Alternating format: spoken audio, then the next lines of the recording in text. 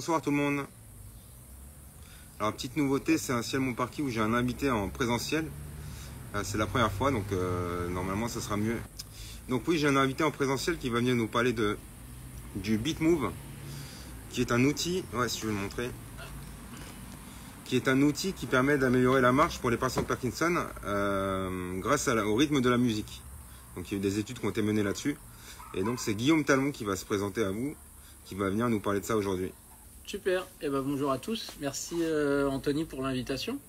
Guillaume Talon, moi je suis le président de la société BeatHealth et à l'origine BeatHealth c'est un projet de recherche européen sur lequel moi j'ai fait mon post-doctorat.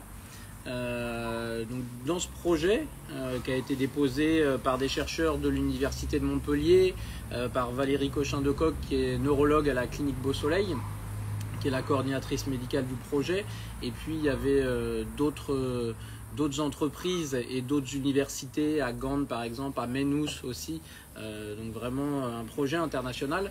L'idée c'était de s'intéresser à l'effet que pouvait avoir l'indissage auditif, donc l'écoute de musique, d'un côté dans la maladie de Parkinson, et puis d'un autre côté sur la performance sportive. Et donc pour un parti sportif, c'est assez intéressant de voir que ça ne sert pas que dans la maladie. Typiquement les premières études qu'on a faites chez le sportif, on a montré en fait que la musique peut améliorer les performances quand on va courir en musique par exemple ou marcher en musique pour faire de la randonnée, mais pas n'importe quel type de musique.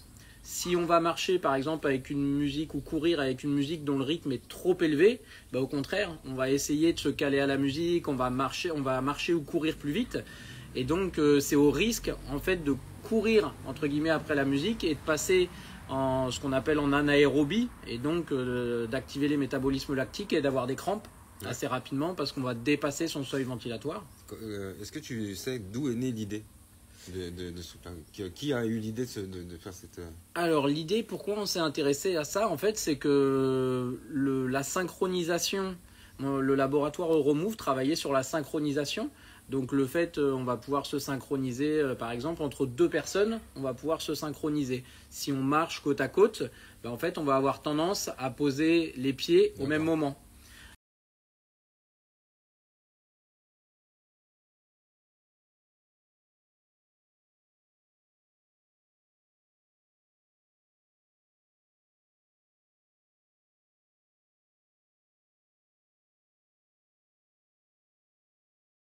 Du coup, l'idée au départ, c'est vraiment qu'on a la synchronisation est quelque chose d'humain, de relativement naturel. Quand on va écouter une musique à la radio, on va bouger la tête ou bouger le genou, taper du pied au rythme de la musique. Et donc, en fait, ça, c'est une propriété humaine qui fait qu'on va avoir tendance, de manière assez naturelle, à synchroniser notre mouvement sur la musique. Et notamment, quand on marche ou quand on court, à poser nos pieds au rythme de la musique. Et donc, ce qu'on a montré chez le sportif, c'est que ça peut permettre d'améliorer la performance quand on a le bon type de musique qui correspond à notre fréquence de course. Mais par contre, ça peut aussi la dégrader si au contraire on a une musique trop rapide ou trop lente, ou une musique qui n'est pas suffisamment bien rythmée ou dont le rythme n'est pas suffisamment perceptible. Mais pour autant, ces travaux, comme on a montré qu'on pouvait améliorer les performances sportives, en novembre 2015, les fédérations d'athlétisme, que ce soit en France ou à l'international, elles ont interdit l'écoute de musique pour valider des records. C'est considéré comme du dopage technologique. Et paradoxalement, le dopage technologique, dans la maladie, nous on le recherche, les médicaments. L'EPO, c'est un dopant pour les sportifs, mais dans certaines pathologies, on injecte de l'EPO parce que c'est ça le médicament. Et donc là, nous on s'est dit pareil. Donc vous avez l'idée, en partant de ce constat-là, de se dire, les patients Parkinson qui marchent mal, on va essayer d'améliorer leur rythme de marche, la fréquence de leurs pas, grâce à la musique. C'est ça, d'autant plus que on sait que la maladie de Parkinson, c'est une maladie des troubles du rythme, de la rythmicité, et donc on s'est dit, il y a beaucoup de chances que ça marche chez ces personnes-là. Il y a déjà des études qui avaient été faites avec un métronome, etc. Alors l'inconvénient du métronome, en fait, c'est que c'est quelque chose de fixe. C'est-à-dire que ça va donner un rythme, ça va potentiellement stabiliser la marche, mais ça ne va pas forcément l'améliorer. Et puis, quelque chose qu'on a montré, en fait, dans une étude qu'on a publiée en 2018, c'est que contrairement aux sportifs où quand on leur donne le bon rythme, tous vont arriver à se caler dessus et à avoir une amélioration de leur performance, les patients atteints de la maladie de Parkinson, pour à peu près la moitié d'entre eux, même si on leur donne le bon rythme, ils vont pas arriver à se synchroniser dessus. Et donc en fait on a fait des études, on a fait pas mal de tests pour comprendre pourquoi, et notamment des tests où on demandait aux personnes de taper au rythme d'une musique qu'on leur faisait écouter. Voilà. Et ben donc ce test qui est la Basta, qui est une batterie d'évaluation des capacités rythmiques qu'on a développée en parallèle au sein du laboratoire, ben on a pu montrer que les personnes atteintes de la maladie qui n'arrivent pas à se synchroniser, qui ne bénéficient pas de l'aide quand il y a une musique au bon tempo qui leur est donnée, c'est des personnes qui ont perdu la capacité de se synchroniser à la musique. Et c'est comme ça qu'on en est arrivé à se dire, ben en fait, pour que tout le monde puisse en bénéficier et pour que ce soit optimal, il faudrait qu'on développe un algorithme, une application qui fasse le travail de synchronisation à la place des patients. Et c'est comme ça qu'on a été amené à développer BitMove, puisqu'en fait, l'algorithme qu'on a breveté qu'il y a dans BitMove, ce qu'on va faire... Hop. Alors moi, j'avais participé à une étude au CHU de Nîmes, où j'avais des semelles dans les chaussures, connectées à une application smartphone. Et donc, elles enregistraient la fréquence de mes pas, la longueur de mes pas, la distance parcourue, avec donc j'avais des écouteurs aux oreilles, un téléphone qui était relié à mes semelles dans les chaussures, et ça enregistrait toutes mes mesures de pas. Donc ça, à l'époque, c'était des semelles. Maintenant, c'est ça. Alors c'est dans l'étude clinique, puisqu'on continue l'étude clinique, hein, il y a 16 centres hospitaliers en France qui incluent. Est-ce que quelqu'un qui habite dans le nord de la France, moi je l'ai fait à Nîmes. Ouais. Vous êtes basé à Montpellier. C'est ça. Mais est-ce que n'importe où en France, on peut avoir accès à ça? C'est ça. L'étude clinique, elle tourne dans 16 centres un peu partout en France. Donc, par exemple, à Nîmes, à Montpellier, évidemment, mais aussi à Brive, à Limoges, à Rennes, l'hôpital Pontchaillou qui est inclus, le CHU d'Orléans inclus. Voilà, il y a 3 centres à Paris et aux alentours qui incluent, donc on peut vraiment participer un peu partout. Après, il y a quand même des critères d'inclusion et de non-inclusion dans l'étude. C'est-à-dire qu'il faut que le traitement soit stabilisé au cours du dernier mois et qu'il n'évolue pas pendant la... Oui, d'accord. Donc tous les patients Parkinson ne sont pas éligibles à ce protocole. Dans l'étude clinique, l'inconvénient du côté recherche, c'est qu'il y a des critères, ce qu'on appelle des critères d'inclusion et non-inclusion qui sont relativement stricts. Et du coup, tout le monde ne va pas pouvoir participer. Et c'est d'ailleurs pour ça, en fait, c'est un des avantages de la commercialisation. C'est que du coup, ça permet à une plus grande hétérogénéité de patients de pouvoir bénéficier de cette technologie-là. D'accord. Puisque dans l'étude, c'est des semelles qui sont dans les chaussures parce que ça va nous permettre pour nos publications scientifiques d'avoir beaucoup plus de données. D'accord. L'inconvénient de ces semelles, c'est qu'elles sont très technologiques et du coup forcément très chères. Ouais. Et donc maintenant, les personnes qui s'équipent de BitMove, au lieu des semelles aux chaussures, on a simplement 2 petits capteurs comme ça, qui vont se mettre un à chaque cheville. Okay. Et en fait, de la même manière, au lieu d'avoir la pression sur les semelles, là c'est par les mouvements avant-arrière quand on marche des capteurs qu'on va arriver à détecter la cadence de marche. Okay. Et donc après, c'est exactement la même chose que tu as eu. Hein. On fournit un smartphone sur lequel il y a l'application, on fournit une paire d'écouteurs qui va permettre d'avoir la musique, et puis évidemment tout le nécessaire pour charger tout ça. Et donc la commercialisation est lancée? C'est ça, tout à fait. On a lancé la commercialisation en septembre dernier. En fait, quand on a lancé l'étude clinique, donc on incluait des patients comme toi, tu as participé, et c'est un programme d'1 mois à raison de 5 séances par semaine, 30 minutes de marche quotidienne, ce qui est les recommandations de l'Organisation mondiale de la santé. Tout ça, c'est pour récolter les données pour l'étude. C'est ça, tout à fait, pour montrer que ça marche en fait. Là, quelqu'un qui va s'acheter cette boîte, est-ce qu'il a un espèce de guide avec lui? Est-ce qu'on lui dit comment marcher, quand marcher, combien de fois par semaine? Alors, effectivement, selon son âge, selon ses capacités physiques, tout ça? Alors, selon son âge et ses capacités physiques, pas forcément. Il y a une notice d'utilisation pour l'usage que les gens veulent en faire. Après, les recommandations de l'Organisation mondiale de la santé, c'est 5 fois 30 minutes de marche par semaine. C'est pour ça qu'on est parti là-dessus. Après, dans l'étude clinique, c'est vraiment très rigoureux. Il faut marcher 30 minutes 5 fois semaine, pas plus, pas moins. Là, dans la commercialisation, il y a des gens qui se sont équipés, qui vont marcher 2 fois 1 heure. Il y en a, ils font 7 fois un quart d'heure. Voilà. Après, on est dans un usage plus écologique dans la vie quotidienne des gens. Et donc, en fonction de leurs contraintes, il y en a qui vont marcher plus ou moins. Et par contre, l'avantage, c'est que les capteurs vont enregistrer la cadence de marche. Ouais.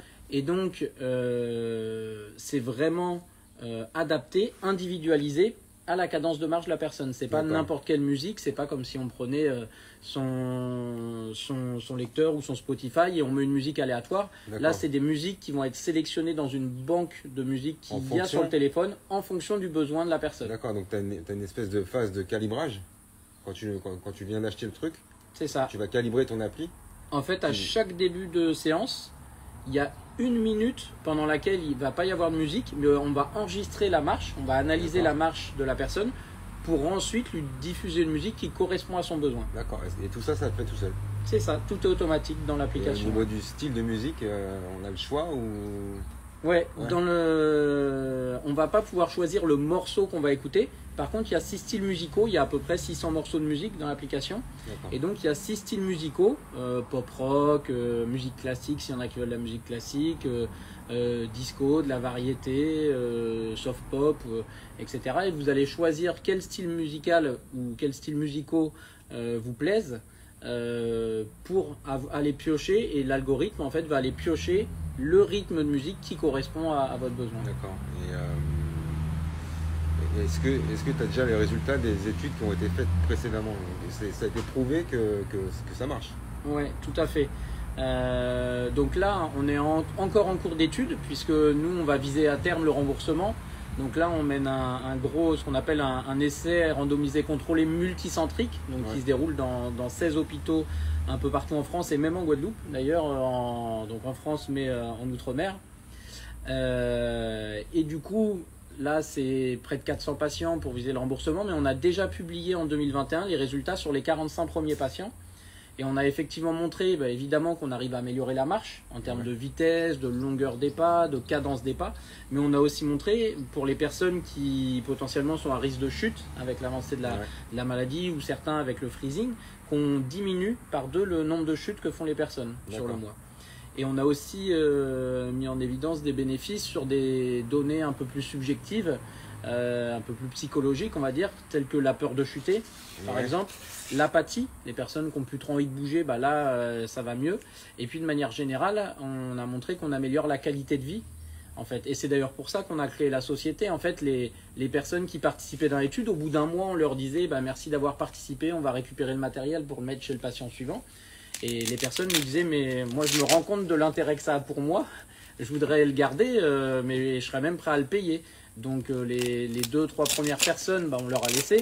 Et puis quand on s'est rendu compte que c'était énormément de personnes qui voulaient le garder, on s'est dit on va pas pouvoir continuer l'étude si on le laisse à tout le monde. Et donc on s'est dit, et puis on s'est aussi dit potentiellement ça peut servir à bien plus de patients que les 400 qu'on va inclure.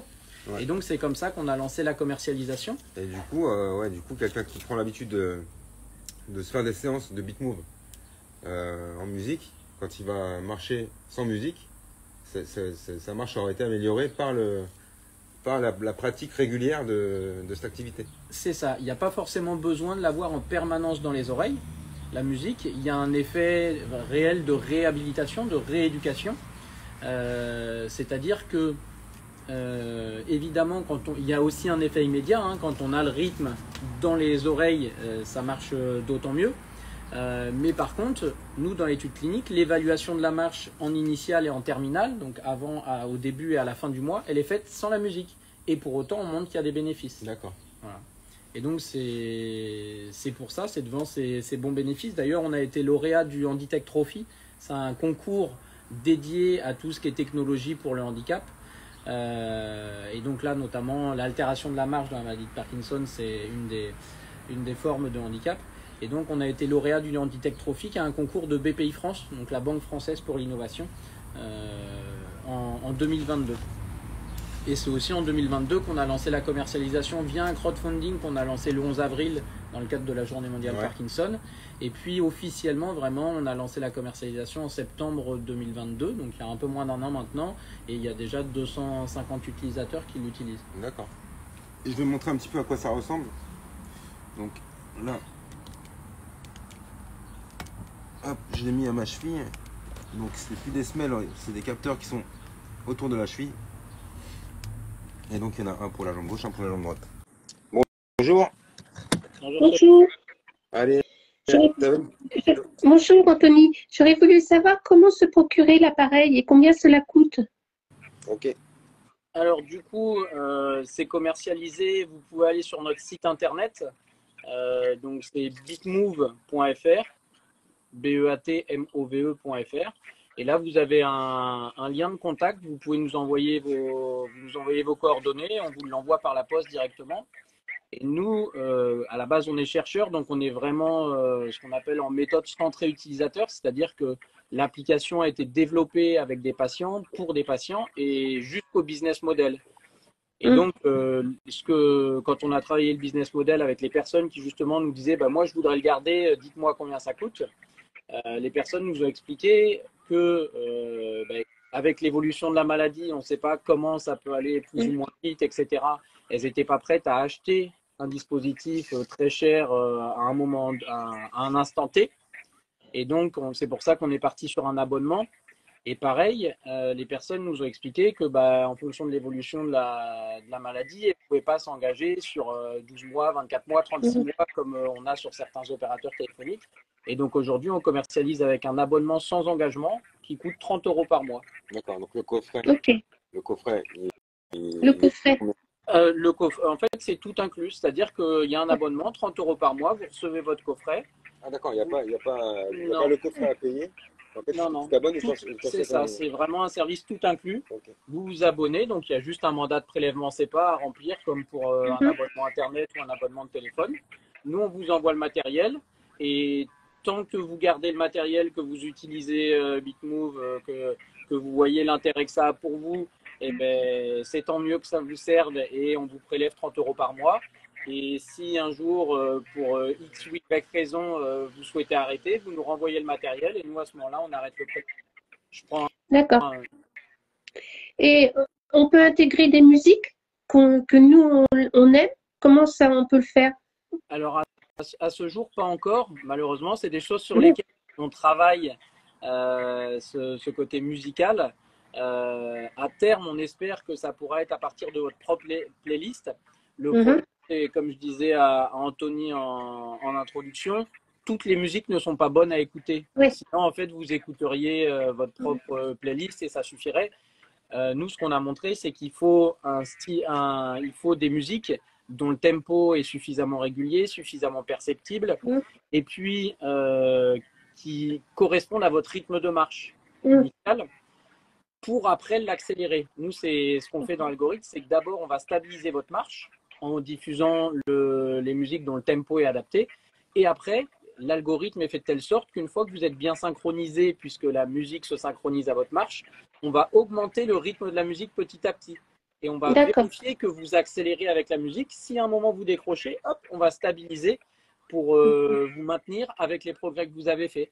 Et une fois qu'on vous a maintenu suffisamment, on va réessayer d'accélérer petit à petit pour que vous progressiez au fur et à mesure de plus en plus. D'accord. Et au niveau du sport, quand on fait du sport, est-ce que ça aide aussi dans les mouvements? Quand on fait un style un peu de musculation ou ce genre de choses? C'est à part. Alors, dès qu'il va y avoir de la marche, en fait, ça va pouvoir aider. Après, pour l'instant, nous, on l'a vraiment fait pour la marche et pour la course à pied. C'est-à-dire que si vous faites des mouvements de développé couché, aujourd'hui, l'algorithme n'a pas été fait pour ça. En gros, la question, ça ne sert à rien de les mettre dans une autre situation que pour aller marcher. Alors, pour d'autres sports, pas forcément. Par contre, on a des personnes qui, d'ailleurs, on a une dame là qui a participé à l'étude clinique et qui après s'est équipée et qui nous dit dans l'étude clinique, je le mettais 30 minutes par jour. Maintenant, elle dit, je l'ai quasiment tout le temps dans les oreilles parce que, en fait, ça va m'aider dans tous mes déplacements. Je vais faire une course. D'habitude, il y a certains moments où je frise. Là, la musique m'aide à avoir moins de freezing. Et elle dit, au pire des cas, en fait, même quand je m'assois, la musique, du coup, comme vous marchez plus, va passer sur la fréquence la plus basse de musique, mais ça reste de la musique qu'on écoute. Et puis elle dit, après, dès que je me relève et que je repars, et ben, la musique se remet, comme on analyse en permanence votre marche, la musique va se remettre à votre rythme de marche automatiquement. Ok, ok, merci beaucoup. Je vous en prie. Merci, je te laisse quitter. Ok, merci, au revoir Anto. On va expliquer en 2 mots Ouais. le principe du truc. Pas de souci. En fait, les capteurs ici qu'on va fixer aux chevilles, c'est pas ça qui va diffuser la musique ou une vibration ou autre. Ces capteurs-là, ils sont juste là par les mouvements qu'ils vont faire sur vos jambes. Ils sont là pour enregistrer votre cadence de marche. Et à partir de la cadence de marche qui est enregistrée, on va diffuser une musique dont le tempo est adapté à vos besoins. Voilà. Et en fait, cette musique, vous allez l'entendre dans les oreilles via l'algorithme qui est dans l'application et les écouteurs. Et ça permet, en fait, l'algorithme va diffuser la musique qui a le bon tempo par rapport à votre fréquence de marche, à votre cadence de marche. Et ensuite, on va même assurer que le tempo de la musique va tomber au même moment que vous allez poser vos pieds. C'est-à-dire que votre pose de pied va vraiment correspondre au tempo de la musique. Et petit à petit, on va accélérer le tempo de la musique tout en vérifiant que vous restez synchronisé. Question. Dans le coffret, oui. Là, il y a un téléphone. Même s'il n'y a pas un téléphone particulier dans chaque coffret. C'est une application qui est valable pour Android, Apple Store. Non, à ce jour, on fournit le téléphone avec. C'est vraiment dédié. Il y a un smartphone qui est dédié, qu'on vous envoie avec les capteurs, avec les écouteurs. Tout est inclus dans le tarif. Et après, c'est un peu comme une location. Hein. Tant que vous gardez l'abonnement, vous gardez le matériel. Et au moment où vous voulez arrêter l'abonnement, vous nous renvoyez le matériel. D'accord, donc dans le coffret, il y a le téléphone ça. Dédié au BitMove. C'est ça. Il y a une seule application dessus et il n'y a pas de carte SIM. Vous n'allez pas pouvoir téléphoner avec, etc. Mais c'est le dispositif en fait. Peut-on l'utiliser si on marche avec une canne ou un rollator? Oui. Alors, tout à fait. Alors, typiquement, l'aide technique, que ce soit canne ou rollator, dans l'étude clinique, c'est quelque chose qui va être qui est un des critères d'exclusion, enfin de non-inclusion. C'est-à-dire que vous n'allez pas pouvoir rentrer dans l'étude clinique si vous avez une canne ou un rollator. Par contre, et c'est je disais tout à l'heure, c'est un des avantages de la commercialisation, c'est qu'on va pouvoir élargir les profils de personnes à qui on s'adresse. Et donc là, on a des personnes qui sont au début avec rollator ou avec canne et qui l'utilisent. Et d'ailleurs, on a des super retours de gens qui commencent avec des bâtons de marche et puis qui, au bout de quelques usages, nous disent j'ai plus besoin de mes bâtons de marche. Ou une personne qui était avec avec sa canne et qui, au bout de quelques minutes d'usage, dit en fait, tenez, je vous rends ma canne, j'en ressens plus le besoin. Après, si vous voulez garder parce que vous êtes stabilisé par rapport à ça et que vous préférez, vous pouvez évidemment la garder pour vous assurer. Est-ce que tu te sers des données des gens qui commandent le coffret pour continuer d'améliorer le truc? Alors, oui et non. On continue d'améliorer l'outil parce qu'on va prendre les retours des personnes qui l'utilisent, de nos clients.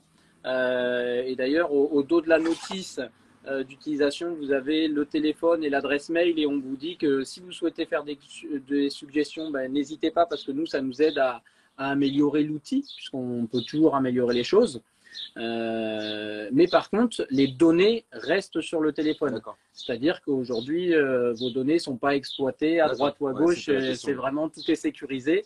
Ça reste bloqué sur le téléphone. Et d'ailleurs, les capteurs que vous voyez ici, ce n'est pas les premiers capteurs.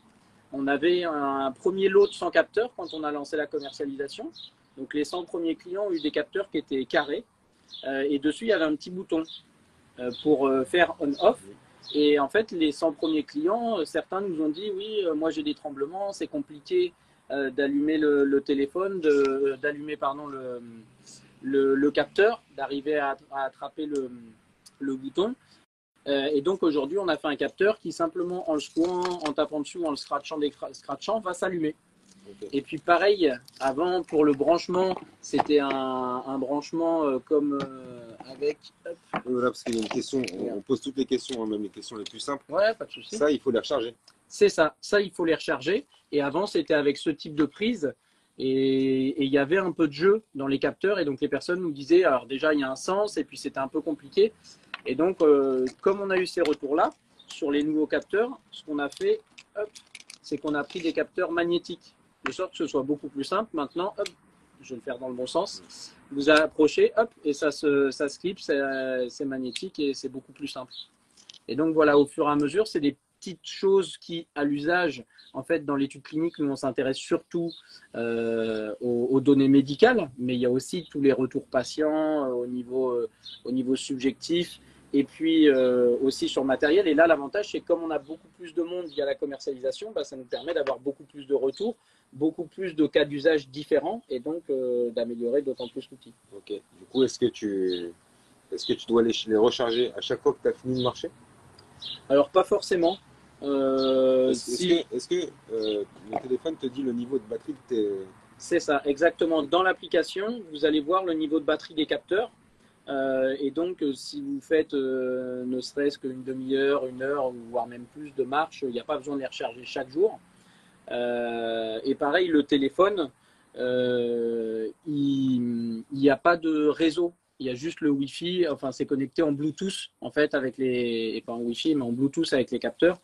Donc, comme il n'y a pas le réseau, la 4G et autres, ça consomme beaucoup moins, ce qui fait qu'il n'y a pas besoin de le recharger forcément à chaque fois. Même dans une zone très rurale où tu n'as pas forcément d'internet, ça marche. Pas de souci, ouais. Okay. C'est vraiment juste le Bluetooth. Il n'y a pas besoin d'avoir accès au réseau, d'avoir accès à Internet. C'est juste le Bluetooth qui connecte les capteurs qui sont aux chevilles au téléphone.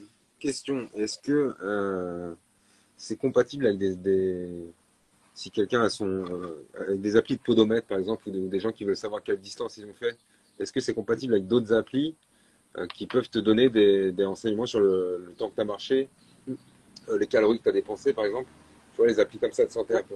Oui, tout à fait, c'est compatible. Si vous avez sur votre smartphone d'autres applications, vous pouvez tout à fait les utiliser. Et d'ailleurs, on a des personnes qui nous font ces retours-là d'usage. Là, j'avais un monsieur qui me dit, qui m'avait envoyé un message. J'ai fait ma première séance. D'habitude, je marche à, je sais, alors j'ai plus les données exactement, mais ça devait être 2,3 km/h avec mes bâtons de marche. Et là, première séance avec BitMove, je suis déjà à 2,8 km/h sans les bâtons. Donc ouais, on a des retours. J'avais fait essayer, parce que moi j'ai un ami de mon papa qui a atteint de la maladie, donc c'est une des premières personnes à qui j'ai fait tester. Et pareil, il avait l'habitude d'aller marcher et il avait une application comme ça qui suivait son parcours. Et il marchait à 2 km/h. Quand je lui ai fait tester, il y a eu un effet immédiat. Je lui ai laissé sur un week-end. Il m'a envoyé sa marche du week-end. Il était à 3 km/h. Et puis 2 mois après, il était à 4 km/h, ce qui est une marche quasiment normale. Donc voilà, ça permet aussi justement de mesurer les effets. Souvent, c'est les personnes à côté qui voient les effets. Quand pour les personnes qui commencent à avoir des difficultés à la marche, etc., il y a des effets qu'on peut voir à l'œil nu chez certaines personnes. Et donc ça, c'est souvent les personnes, l'entourage, la famille qui les voit. Et après, sinon, les personnes, c'est plus, je me rends compte qu'en une demi-heure, j'ai fait un parcours plus grand, ou alors que sur le même parcours, je reviens chez moi et la demi-heure n'est pas finie, alors que d'habitude, elle était finie. Et puis après, au-delà des progrès que ça permet sur la marche chez les personnes qui ont les pieds qui frottent un peu au sol ou qui ont les pieds qui décollent plus trop du sol, il y a plein d'études qui montrent que dans la maladie de Parkinson, mais dans plein d'autres pathologies, en fait, la marche active, c'est vraiment la meilleure des activités physiques, hein, et c'est un des meilleurs moyens de prévention, que ce soit de tous les cancers, de la dépression, des troubles du sommeil. C'est vraiment la meilleure des choses à faire, hein. Ok, question, est-ce que c'est un produit français? Oui, c'est vraiment... alors, derrière, c'est un projet de recherche européen historiquement, mais la société est basée à Montpellier. Et donc, c'est vraiment un produit et du coup, il y a une question. 100% français. Ouais. Est-ce qu'on peut commander ce matériel depuis la Suisse? Alors, on a eu des demandes entrantes de Suisse. Donc oui, tout à fait. Vous pouvez commander le matériel depuis la Suisse. Après, ça part par la poste. Et d'ailleurs, on sera bientôt au World Parkinson Congress qui a lieu à Barcelone début juillet. Et donc, potentiellement, on vendra même au-delà, puisque l'application est aussi disponible en anglais. Donc on vendra même au-delà dans d'autres pays. Aujourd'hui, ce n'est pas une application que vous allez pouvoir télécharger, mais c'est vraiment un dispositif, un outil que vous allez commander et que vous allez louer. Hein. C'est une forme de leasing puisque c'est un abonnement que vous faites. Tiens, question. Mettons, je marche, je fais tomber le téléphone et je le casse. Ouais. Il y a une assurance pour ça ou comment ça marche Bah, dans ce cas-là, en fait, c'est comme si vous faites pareil avec le téléphone d'un ami à vous ou autre que vous faites tomber. C'est simplement la responsabilité civile qu'on va faire passer, et ce qui fait que c'est votre assurance qui va prendre en charge en fait le matériel.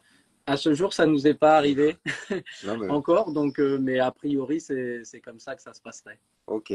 Pour avoir déjà cassé le téléphone d'un copain, c'est comme ça que ça s'est passé. Donc on rappelle pour ceux qui ont pris le live en cours de route. On rappelle que donc le BeatMove, c'est un outil qui permet, grâce à la musique, au rythme de la musique, d'améliorer la marche des patients Parkinson. En gros, c'est ça le topo. Tout à fait. Et le concept, c'est qu'on va enregistrer votre cadence de marche et on va derrière, l'algorithme va vous diffuser une musique qui correspond à votre besoin. Donc c'est vraiment individualisé par rapport à vos besoins. Et après, donc il y a des musiques qui ont été sélectionnées spécifiquement. Parce qu'il faut qu'elle soit suffisamment régulière, que le beat soit suffisamment perceptible. Et donc après, on va piocher dans une banque de données. Vous allez choisir les styles musicaux que vous aimez bien. Et on va du coup vous diffuser la musique dont vous avez besoin pour d'abord stabiliser votre marche. Et puis après, petit à petit, augmenter le rythme de la musique pour accélérer celle-ci. Bah, tu calcules bien. Si je compte bien, ça représente 360 € par an. Donc 3600 € pour 10 ans. C'est ça, si on fait la somme. Après, pour l'instant, on lance juste au niveau commercial. Hein. Donc, faudra qu'on voit, je ne sais pas, un patient qui l'aurait sur 10 ans, peut-être qu'on ne va pas le laisser payer jusqu'à 3600 €. C'est vrai qu'aujourd'hui, on n'a que 9 mois de recul pour l'instant. Mais en 10 ans, il y aura forcément des évolutions matérielles. Voilà, il y aura certainement eu des évolutions matérielles. Ce sera une application à télécharger directement sur votre smartphone. Donc, comme il y aura moins de coûts matériels, le prix potentiellement va diminuer de son côté. On n'aura peut-être plus besoin des capteurs aux chevilles. Il y aura certainement plein d'autres évolutions qui feront que l'idée, c'est pas que ça coûte cher aux patients. Hein. C'est d'ailleurs pour ça qu'on a fait avec les patients le business model. Alors forcément, on a des gens à payer on a nos salariés à payer à la fin du mois, donc il faut qu'on gagne un peu d'argent. Mais après, et puis l'idée, c'est aussi là, on commence à travailler sur le remboursement. Donc on va faire les démarches nécessaires auprès de la sécurité sociale et d'autres organismes pour essayer que ce soit pris en charge, au moins en partie, voire totalement remboursé. C'était ça la question. Est-ce que c'est pris en charge avec la MDPH ou autre? Alors aujourd'hui, pas encore, mais effectivement, les MDPH, ça fait partie des organismes qui pourraient prendre en charge au moins en partie le dispositif. Et justement, je disais tout à l'heure, on a été lauréat du Handitech Trophy de la Banque française pour l'innovation. Bah, ça fait partie des choses, et c'est pour ça qu'on mène une étude clinique sur 400 personnes. C'est justement pour montrer qu'il y a des résultats de grande ampleur et pouvoir être pris en charge à terme. Parce que ça pourrait peut-être même rentrer dans le cadre du sport sur ordonnance. La marche. Tout à fait. Là, c'est un accessoire qui permet de... C'est ça, c'est un accessoire qui va permettre la marche, entre guillemets. C'est un peu un coach, un coach musical, puisque d'ailleurs, il y a une des personnes qui s'est équipée qui a dit, vous parlez d'aide à la marche, moi je parlerai de compagnon de marche, parce qu'elle a dit, on se sent vraiment accompagné. La marche accélère, hop, et puis si à un moment on fatigue qu'on ralentit, la musique va ralentir avec nous, et puis elle va nous aider à réaccélérer, etc. Ouais. Donc oui, tout à fait, ça va vraiment dans cette dynamique de prévention santé, de marche active et de prévention primaire ou secondaire, puisque l'activité physique permet aussi de prévenir l'évolution de la maladie. Ouais. Et d'ailleurs, le fait de faire de l'activité physique va permettre de libérer de la dopamine, qui est l'hormone qui pose souci dans la pathologie, de même qu'écouter de la musique permet la libération de dopamine. Ouais. Donc en fait, musique et marche, là, les deux cumulés, c'est vraiment un système qui est intéressant. Tu disais que tu as eu des retours comme quoi il y en a qui trouvaient que c'est aussi une source de motivation d'avoir les données en temps réel de ce que tu es en train de faire.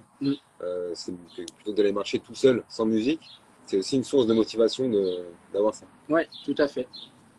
Est-ce que sur le site internet, il y a des vidéos explicatives avec des images de comment on met les capteurs Alors, on n'a pas il n'y a pas un mode d'emploi encore au niveau vidéo, mais vous pourrez retrouver pas mal de vidéos qui expliquent un peu ce dont on a discuté aujourd'hui. Des vidéos de différentes présentations qui ont été faites auprès de France Parkinson, par exemple, ou dans des congrès scientifiques, par exemple. Vous retrouverez d'ailleurs, pour ceux que ça intéresse de rentrer un peu plus dans les détails, vous retrouverez toutes nos publications sur le site, parce que vous verrez que là, c'est notre système d'aide à la marche. Mais avec les chercheurs avec lesquels on travaille, on a aussi développé une batterie d'évaluation des capacités rythmiques qui sont très importantes dans la pathologie. Et puis, on a aussi développé un jeu vidéo de réentraînement des capacités rythmiques, un jeu vidéo où il faut taper au rythme de musique pour reconstruire des bâtiments. Donc là, il est encore, la version clinique est encore en cours de test, mais il y a une version grand public qui existe, qui s'appelle Beatworkers, donc B-E-A-T et Workers comme les travailleurs, W-O-R-K-E-R-S. Et c'est un jeu qui a été d'ailleurs élu dans le top 10 des jeux de studio indépendants par Google en 2021 et aujourd'hui qui est disponible sur le Play Store, l'Apple Store et qui est aussi pour ceux qui ont le Play Pass de Google disponible sur celui-là. Alors du coup, quand on allume les capteurs, ils clignotent, je ne sais pas si vous voyez, mais ils clignotent rouge lentement. Et après, quand on lance l'application, donc il y a une seule application, ils vont se mettre à clignoter rapidement. Hop.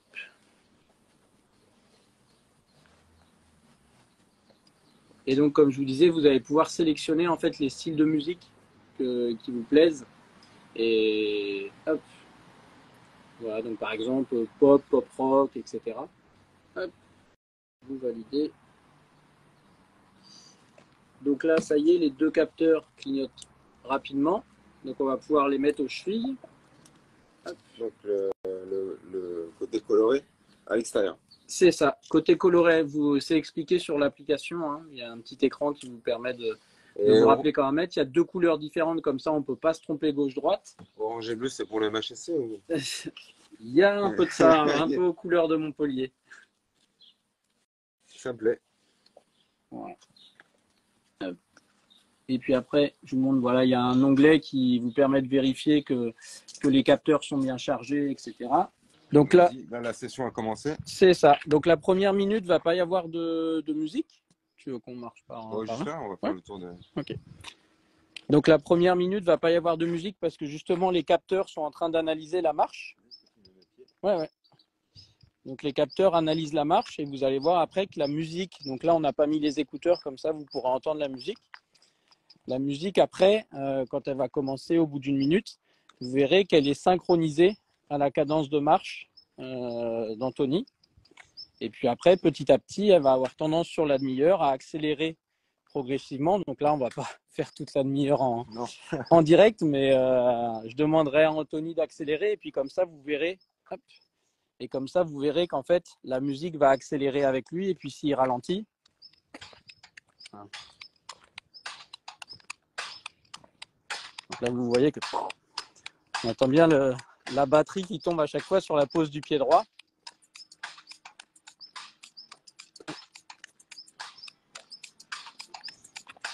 Et si on accélère, Anthony accélère, ouais.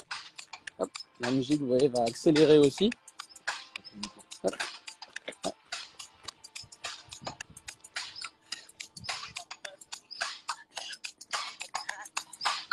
Et inversement, si Anthony ralentit, hop, la musique va ralentir, voire même là, comme il a beaucoup ralenti, ça va finir possiblement par changer de musique.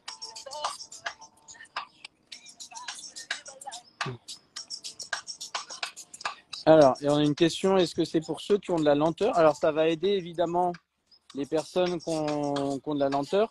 Mais par contre, ça va permettre aussi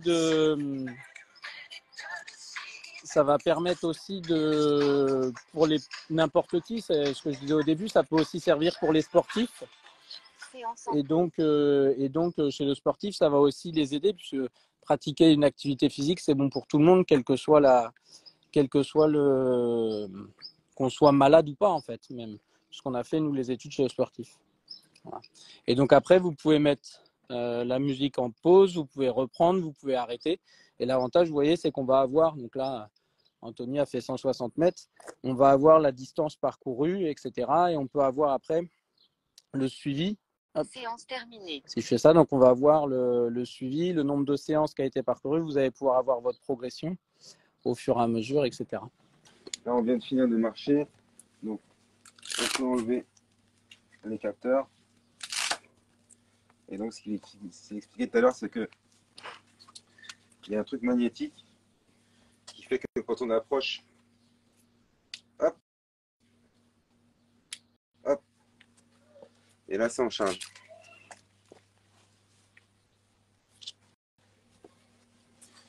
Est-ce que c'est un prototype? Alors non, c'est commercialisé depuis 9 mois maintenant. C'est vraiment l'outil qui est utilisé dans le cadre de la recherche clinique qui a montré ses bénéfices. Donc non, ça a largement dépassé le stade de prototype puisque c'est commercialisé déjà. C'est ça, aujourd'hui, en 9 mois, on a 250 utilisateurs à peu près. En France. En France pour l'instant uniquement, mais en Suisse bientôt peut-être, puisqu'il y avait une question sur la Suisse. Est-ce que vous essayez d'exporter plus loin ou... Alors à terme, c'est l'objectif. Après, pour l'instant, on reste sur le marché national dans un premier temps, mais on sera au World Parkinson Congress à Barcelone début juillet, qui est un congrès à la fois scientifique, mais qui a la particularité d'accueillir aussi beaucoup de patients. Et donc, il y a des personnes qui vont venir de plein de pays un peu partout dans le monde. Donc, voilà. Donc peut-être qu'il y a des BitMove qui vont repartir un peu dans tous les pays d'Europe, voire d'Asie ou d'Amérique. Ok, on va vous remercier à ceux qui sont restés d'avoir été là, de s'être intéressés à ça. Si vous avez des questions, déjà il y aura un replay de cette vidéo. Si vous avez des questions, il y a le site internet BitMove. C'est BitMove. C'est ça, bitmove.fr. Voilà, où il y aura plein de réponses à vos questions.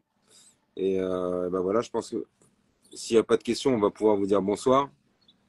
Et merci Guillaume d'être venu chez moi et d'être venu présenter ton BitMove. Merci de l'invitation, Tony. Merci à tous de nous avoir suivis. Petite question, tu sais, j'ai la vidéo de Valérie. Oui. Est-ce que je peux la diffuser ou pas? Tu peux. Après, on la trouve pas terrible. On est un peu trop stagnant. Non, c'est beaucoup moins vivant que là quand on est seul face à la caméra. Mais, je peux la coller à la fin de... Oui, si vous voulez, ça permettra d'avoir d'autres infos. Ouais. Allez, merci à tous. Bonne soirée. Bonne soirée à tous. À bientôt. Et à bientôt. Au revoir.